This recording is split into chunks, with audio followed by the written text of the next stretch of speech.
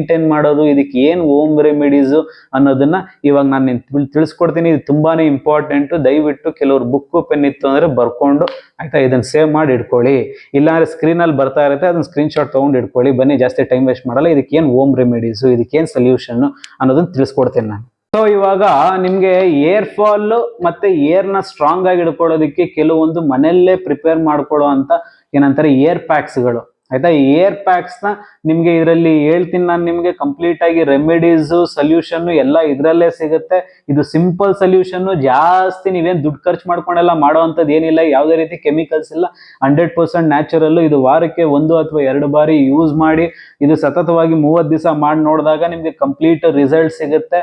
ನಿಮ್ಮ hair fall control ಆಗುತ್ತೆ 100%. ಬನ್ನಿ, ಇದನ್ನ ಹೇಗ್ ಮಾಡೋದು, ಹೆಂಗೆ ಯೂಸ್ ಮಾಡೋದು ಅನ್ನೋದನ್ನ ತಿಳಿಸ್ಕೊಡ್ತೀನಿ.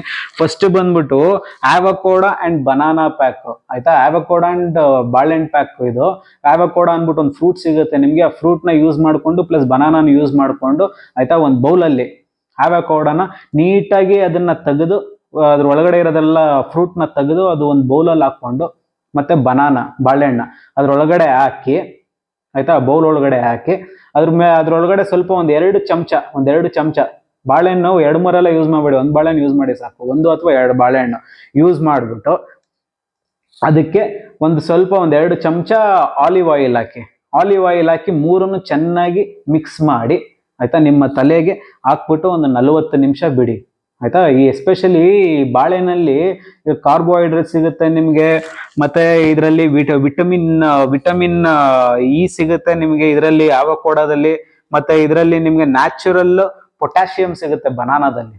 ಇಷ್ಟೆಲ್ಲ ಇನ್ಕ್ಲೂಡ್ ಇರುತ್ತೆ ಇದರಲ್ಲಿ. ಸುಮ್ನೆ ಯಾವ್ದೋ ಪ್ಯಾಕ್ಗಳು ಆಯ್ತಾ ಏನೇನೋ ಹಾಕಿ ಮಾಡೋದಲ್ಲ. ಬನಾನಾ ಆವಕೋಡಾ ಬಂದ್ಬಿಟ್ಟು ತುಂಬಾನೇ ಒಳ್ಳೇದು ಹೇರ್ಸ್ಗೆ. ಎಸ್ಪೆಷಲಿ ಆವಕೋಡಾದಲ್ಲಿ ವಿಟಮಿನ್ ಇ ಇರುತ್ತೆ. ವಿಟಮಿನ್ ಇ ತುಂಬಾನೇ ಇಂಪಾರ್ಟೆಂಟ್ ನಮ್ಮ ಹೇರ್ ಗ್ರೋತ್ಗೆ ಆಯ್ತಾ. ಏರ್ ಫಾಲ್ ಆಗಿರೋದನ್ನ ಮತ್ತೆ ರೀಗ್ರೋತ್ ಮಾಡೋದಕ್ಕೂ ಹೆಲ್ಪ್ ಮಾಡುತ್ತೆ. ಈ ಪ್ಯಾಕ್ ನ ಯೂಸ್ ಮಾಡಿ, ಆವಕೋಡಾ ಅಂಡ್ ಬನಾನಾ ಪ್ಯಾಕ್. ನಿಮ್ಗೆ ಗೊತ್ತಾಗಿಲ್ಲ ಅಂದ್ರೆ ಸ್ಕ್ರೀನ್ ಅಲ್ಲಿ ಹಾಕಿರ್ತೀನಿ ನಾನು, ನಿಮ್ಗೆ ಕನ್ನಡದಲ್ಲೇ ಬರ್ದಿರ್ತೀನಿ ಆಯ್ತಾ. ಕೆಲವರು ಪಾಪ ಕೇಳೋರು ಸುಮಾರು ಜನ ಇಂಗ್ಲಿಷ್ ಅಲ್ಲಿ ಬೇಡ ಕನ್ನಡದಲ್ಲಿ ಹಾಕಿ ಅಂದ್ಬಿಟ್ಟು ಕನ್ನಡದಲ್ಲೇ ಹಾಕ್ಬಿಟ್ಟು ನಿಮ್ಗೆ ಅಲ್ಲಿ ತೋರಿಸ್ತೀನಿ. ಅಲ್ಲಿ ಆ ಫೋಟೋಗಳನ್ನ ನೋಡ್ಕೊಂಡು ಜಸ್ಟ್ 3 ಇಂಗ್ರೀಡಿಯೆಂಟ್ಸ್, ಜಾಸ್ತಿ ಇದ್ರಲ್ಲಿ ಸೈನ್ಸ್ ಎಲ್ಲ ಇಲ್ಲ ಬಾಸ್ ಆಯ್ತಾ. ಆವಕೋಡಾ, ಬನಾನಾ ಮತ್ತೆ ಆಲಿವ್ ಆಯಿಲ್. ಆವಕೋಡಾ ಮತ್ತೆ ಬನಾನಾ ಮಿಕ್ಸ್ ಮಾಡ್ಕೊಳ್ಳಿ. ಆ ಆಲಿವ್ ಆಯಿಲ್ 1-2 ಚಮಚ ಹಾಕ್ಬಿಟ್ಟು ಮಿಕ್ಸ್ ಮಾಡ್ಬಿಟ್ಟು 40 ನಿಮಿಷ ಬಿಟ್ಬಿಟ್ಟು ಆಯ್ತಾ ಮೈಲ್ಡ್ ಶಾಂಪೂಲಿ ಆಮೇಲೆ ಸ್ನಾನ ಮಾಡಿ, ನಿಮ್ಗೆ ರಿಸಲ್ಟ್ ಗೊತ್ತಾಗುತ್ತೆ. ಇನ್ನು ಬೇರೆದ್ ಬಂದ್ಬಿಟ್ಟು ನೆಕ್ಸ್ಟ್ ಬಂದ್ಬಿಟ್ಟು ಆಯ್ತಾ ಆಮ್ಲ ಶೀಕೆಕಾಯಿ ಕೋಕೋನಟ್ ಆಯಿಲ್ ಆಯ್ತಾ. ಇದನ್ನ ಯೂಸ್ ಮಾಡ್ಕೊಂಡು ಮಾಡುವಂತ ಪ್ಯಾಕ್ ಇದು. ಆಮ್ಲ ಶೀಗೆಕಾಯಿ ಕೋಕೋನಟ್ ಆಯಿಲ್. ಈ ಆಮ್ಲ ಬಂದ್ಬಿಟ್ಟು ನೆಲ್ಲಿಕಾಯಿ ಗೊತ್ತಿರ್ಬೇಕಲ್ಲ, ಈ ಕಾಡ್ ನೆಲ್ಲಿಕಾಯಿ ಅಂತ ಎಲ್ಲ ಕರೀತಾರೆ ಅದನ್ನ. ಈ ತುಳಸಿ ಹಬ್ಬದ ದಿವಸ ಎಲ್ಲ ಯೂಸ್ ಮಾಡ್ತೀವಿ ಆ ನೆಲ್ಲಿಕಾಯಿ ಮತ್ತೆ ಈ ಶೀಕೆಕಾಯಿ ಪೌಡರ್ ಕೋಕೋನಟ್ ಆಯಿಲ್. ಅದ್ ನನ್ಗೆ ಗೊತ್ತು. ಈ ಆಮ್ಲ ಇದೆಲ್ಲ ಇವಾಗ ಸಿಕ್ಬಿಟ್ಟು ನೀವು ಪೌಡರ್ ಮಾಡೋ ಅಷ್ಟೆಲ್ಲ ಪುರುಷತ್ತಿಲ್ಲ ಅನ್ಬಿಟ್ಟು ಆಯ್ತಾ ಆಮ್ಲ ಪೌಡರ್ ಸಿಗುತ್ತೆ ನಿಮ್ಗೆ, ಗೊತ್ತಿರ್ಬೇಕು. ಆಮ್ಲ ಪೌಡರ್ ಮತ್ತೆ ಶೀಕೆಕಾಯಿ ಪೌಡರ್, ಈ ಕೋಕೋನಟ್ ಆಯಿಲ್. ಈ ಆಮ್ಲ ಪೌಡರ್ ನಿಮ್ಗೆ ಏನ್ ಮಾಡುತ್ತೆ ಅಂತ ಹೇಳಿದ್ರೆ ನಿಮ್ಗೆ ಏರ್ ಗ್ರೋತ್ ಆಗೋದಕ್ಕೆ ಮತ್ತೆ ಏರ್ ಗ್ರೋತ್ ಆಗೋದಕ್ಕೆ ಶುರು ಆಗುತ್ತೆ. ಅದು ಆಮ್ಲ ಪೌಡರ್ ಅದಕ್ಕೆ ಹೆಲ್ಪ್ ಮಾಡುತ್ತೆ. ಇನ್ನು ಈ ಶೀಕೆಕಾಯಿ ಬಂದ್ಬಿಟ್ಟು ನಿಮ್ಗೆ ಈ ರೂಟ್ಸ್ನೆಲ್ಲ ಸ್ಟ್ರೆಂತ್ ಮಾಡೋದಕ್ಕೆ ಶುರು ಮಾಡುತ್ತೆ. ಆ ಕಾಲದಲ್ಲೆಲ್ಲ ತಾತ ಅಜ್ಜಿದಿರೆಲ್ಲ ಈ ಶೀಕೆಕಾಯಿ ಪೌಡರ್ಗಳು ಯೂಸ್ ಮಾಡಿನೇ ಅವ್ರ ಕೂದಲುಗಳು ಎಷ್ಟು ಸ್ಟ್ರಾಂಗ್ ಆಗಿತ್ತು ಅಂತ ಹೇಳಿದ್ರೆ, ಹಿಂಗ್ ಹಾಕೊಂಡು ಹಗ್ಗ ಕಟ್ಬಿಟ್ಟು ಹಿಂಗ್ ಹೇಳಿದ್ರು ಕೂದಲು ಕಿತ್ಕೊಂಡ್ ಬರ್ತಿರ್ಲಿಲ್ಲ, ಅಷ್ಟು ಸ್ಟ್ರಾಂಗ್ ಆಗಿರೋದು. ಇನ್ನು ಕೊಬ್ಬರಿ ಎಣ್ಣೆ ನಿಮ್ಗೆ ಹೇಳಲೇಬೇಕಾಗಿಲ್ಲ, ನ್ಯಾಚುರಲ್ ಆಯಿಲ್ ಅದು. ನೀವು ಎಷ್ಟೇ ಆಯಿಲ್ ಯೂಸ್ ಮಾಡೋರು ಈ ಕೊಬ್ಬರಿ ಎಣ್ಣೆಗೆ ಸರಿಸಾಟಿ ಯಾವುದು ಇಲ್ವೇ ಇಲ್ಲ. ಈ ಕೇರಳದಲ್ಲಿ ಎಸ್ಪೆಷಲಿ ಕೊಬ್ಬರಿ ಎಣ್ಣೆಗಳು ಯೂಸ್ ಮಾಡಿ ಎಷ್ಟು ಮಂದ ಇರುತ್ತೆ ಅಂದ್ರೆ ಕೂದಲುಗಳು ಅವ್ರದ್ದು. ಇವಾಗೆಲ್ಲ ಅದು ಇದು ಪ್ರಾಡಕ್ಟ್ಸ್ಗಳು ಯೂಸ್ ಮಾಡಿ ಹಾಳು ಮಾಡ್ಕೊಬಿಟ್ಟಿದ್ದಾರೆ ಕೂದಲುಗಳನ್ನ. ದಯವಿಟ್ಟು ಆ ತರ ಇದ್ ಮಾಡ್ಕೋಬೇಡಿ. ಇದನ್ನ ನೀವು ಹೇಗ್ ಮಾಡ್ಕೋಬಹುದು ಅಂತ ತೋರಿಸ್ತೀನಿ. ಈ ಪ್ಯಾಕ್ ಹೇಗ್ ಮಾಡ್ಕೋಬಹುದು ಅಂತ. ನೀವು ಇವಾಗ ಕೇಳ್ಬೋದು, ಸರ್ ಇವಾಗ ಅದು ಹೇಳಿದ್ರಿ ಇದು ಹೇಳಿದ್ರಿ, ಅದನ್ನ ಎರಡನ್ನೂ ಯೂಸ್ ಮಾಡ್ಬೇಕು, ಹೆಂಗ್ ಯೂಸ್ ಮಾಡ್ಬೇಕು ಅಂತ ನಾನು ಹೇಳ್ತೀನಿ. ನಾನು ಇದು ಫಸ್ಟ್ ನಿಮ್ಗೆ ರೆಸಿಪಿ ಹೇಳ್ತೀನಿ, ಇಂಗ್ರೀಡಿಯೆಂಟ್ಸ್ ಹೇಳ್ತೀನಿ, ಇದನ್ನ ಬರ್ಕೊಳ್ಳಿ ನೀವು. ಫಸ್ಟ್ ಒಂದು ಪ್ಯಾನ್ ಅಲ್ಲಿ ಆಯ್ತಾ, ಒಂದು ಪ್ಯಾನ್ ಅಲ್ಲಿ ಇದು 1 ಟೇಬಲ್ ಸ್ಪೂನ್ ಆಫ್ ಆಮ್ಲ ಪೌಡರ್, ಏನ್ ಹೇಳಿ ಆಮ್ಲ ಪೌಡರ್ ಪ್ಯಾನ್ ಅಲ್ಲಿ ಹಾಕಿ. ಮತ್ತೆ ಇನ್ನೊಂದು ಟೇಬಲ್ ಸ್ಪೂನ್ ಆಫ್ ಶೀಗೆಕಾಯಿ ಪೌಡರ್, ಆ ಶೀಗೆಕಾಯಿ ಪೌಡರ್ನ ಅದನ್ನು ಪ್ಯಾನ್ ಅಲ್ಲಿ ಹಾಕಿ. ಆ ಪ್ಯಾನ್ ಅಲ್ಲಿ ಹಾಕ್ಬಿಟ್ಟು 2 ಸ್ಪೂನ್ ಆಫ್ ಕೋಕೋನಟ್ ಆಯಿಲ್. ಆ 2 ಸ್ಪೂನ್ ಆಫ್ ಕೋಕೋನಟ್ ಆಯಿಲ್ ಹಾಕ್ಬಿಟ್ಟು ಸ್ವಲ್ಪ ಲೈಟ್ ಚಿಕ್ಕ ಬಿಸಿಲಿ, ಒಂದ್ ಸ್ವಲ್ಪ ಬಿಸಿಲಿ, ತುಂಬಾ ಕಡಿಮೆ ಮಾಡ್ಬಿಡಿ ಗ್ಯಾಸ್ದು. ಎಳೆ ಬಿಸಿ ಇದ್ರಲ್ಲಿ ನೀವು ಅದನ್ನ ಕಾಯಿಸ್ಬೇಕು. ಅದನ್ನ ಕಾಯಿಸಿದಾಗ ಚೆನ್ನಾಗಿ ಕಾಯಿಸಿ, ಅದನ್ನ ಸ್ವಲ್ಪ ಚೆನ್ನಾಗಿ ಕಾಯಿಸಿ ಅಂತ ಹೇಳಿದ್ರೆ ಫುಲ್ ಫ್ರೈ ಮಾಡ್ಬಿಡ್ಬೇಡಿ. 1 ನಿಮಿಷ 1.5 ನಿಮಿಷದವರೆಗೂ ಕಾಯಿಸಿ ಅದನ್ನ ಸ್ವಲ್ಪ ಈ ಬಿಸಿ ಆಗೋವರೆಗೂ ಕಾಯ್ದಾದ್ಮೇಲೆ ಈ ಫಿಲ್ಟರ್ ಬರುತ್ತಲ್ಲ ಕಾಫಿ ಫಿಲ್ಟರ್, ಆ ಕಾಫಿ ಫಿಲ್ಟ್ರಲ್ಲಿ ಅದನ್ನ ಹಾಕ್ಬಿಟ್ಟು ಸ್ವಲ್ಪ ಅದೆಲ್ಲ ತೆಗೆದು ಕಾಫಿ ಫಿಲ್ಟ್ರಲ್ಲಿ ಹಾಕಿ ಅದನ್ನ ನೀಟಾಗಿ ಚೆನ್ನಾಗಿ ಸ್ಪೂನಲ್ಲಿ ಇದನ್ನ ಅಲ್ಲಾಡಿಸಿ, ಅದನ್ನ ಅಲ್ಲಾಡಿಸಿದಾಗ ನೀವು ಒಂದು ಗ್ಲಾಸ್ ಹಿಡ್ಕೊಂಡು ಇದು ಮಾಡಿದಾಗ ಅದ್ರಲ್ಲಿ ಒಳಗಡೆ ಒಂಥರ ಎಣ್ಣೆ ಬರುತ್ತೆ ಅದು, ಆಯ್ತಾ. ಆ ಎಣ್ಣೆನ ನೀವು ಯೂಸ್ ಮಾಡಿ ವಾರದಲ್ಲಿ 1 ಅಥವಾ 2 ಸಲ.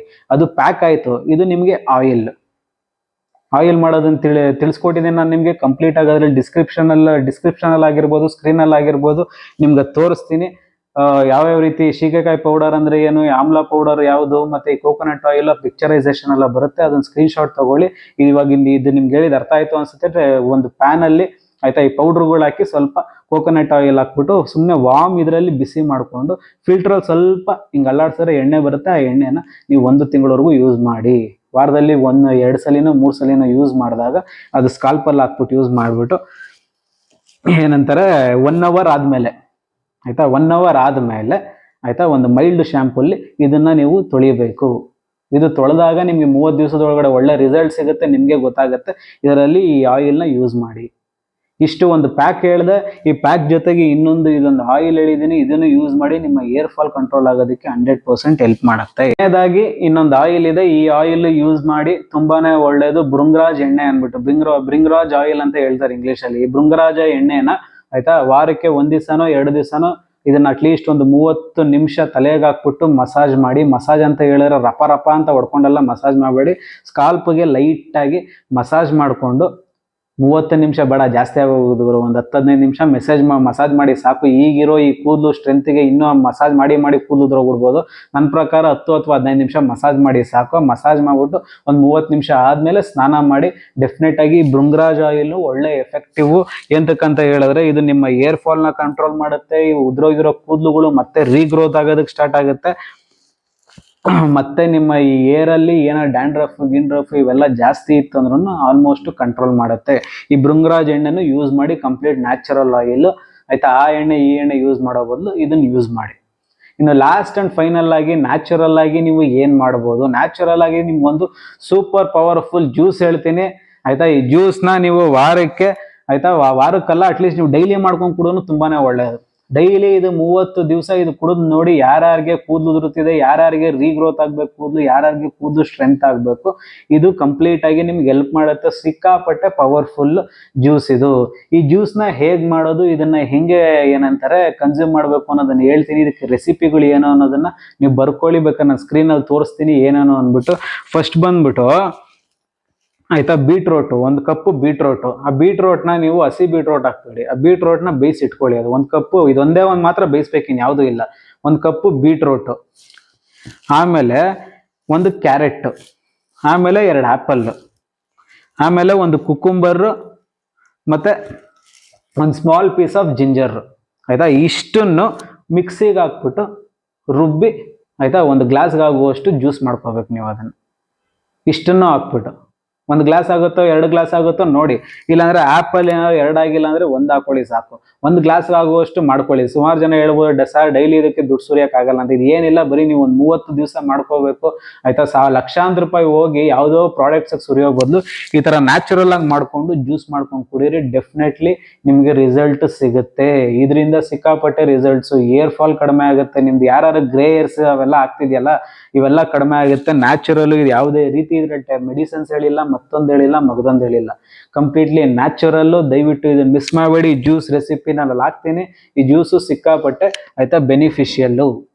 ಸೊ ಇವಾಗ ನಾನು ನಿಮ್ಗೆ ಇಷ್ಟೊತ್ತು ಹೇಳದ್ನಲ್ಲ, ನಿಮಗೆ ಆ ಸ್ಕಾಲ್ಪ್ಗಳಿಗೆ ಮಸಾಜ್ ಆಗಿರ್ಬೋದು, ಏರ್ ಪ್ಯಾಕ್ ಆಗಿರ್ಬೋದು, ಮತ್ತೆ ಏರ್ ಆಯಿಲ್ ಆಗಿರ್ಬೋದು, ಮತ್ತೆ ಕೊನೆಯದಾಗಿ ಹೇಳಿದ ಆ ಬ್ಯೂಟಿಫುಲ್ ಪವರ್ಫುಲ್ ಜ್ಯೂಸ್ ಆಗಿರ್ಬೋದು. ದಯವಿಟ್ಟು ಇದನ್ನೆಲ್ಲ ಫಾಲೋ ಮಾಡಿ. 30 ದಿವಸದೊಳಗಡೆ ನಿಮಗೆ ಏನಂತಾರೆ ಅಟ್ಲೀಸ್ಟ್ 60 to 70% ರಿಸಲ್ಟ್ ಸಿಗುತ್ತೆ. ಇವೆಲ್ಲ ಕಂಪ್ಲೀಟ್ ನ್ಯಾಚುರಲ್ಲು, ಮನೆಯಲ್ಲೇ ಮಾಡ್ಕೊಳ್ಳೋ ಅಂತ ಏರ್ ಪ್ಯಾಕ್ಸ್ಗಳು, ಏರ್ ಆಯಿಲ್ಗಳು, ಮತ್ತೆ ಪವರ್ಫುಲ್ ಜ್ಯೂಸು. ದಯವಿಟ್ಟು ಮಿಸ್ ಮಾಡಬೇಡಿ. ಎಸ್ಪೆಷಲಿ ಆ ಜ್ಯೂಸ್ನ 30 ದಿವಸ ಕುಡಿದು ನೋಡಿ, ನಿಮಗೆ ಗೊತ್ತಾಗುತ್ತೆ ಕಂಪ್ಲೀಟ್ ನ್ಯಾಚುರಲ್ಲು.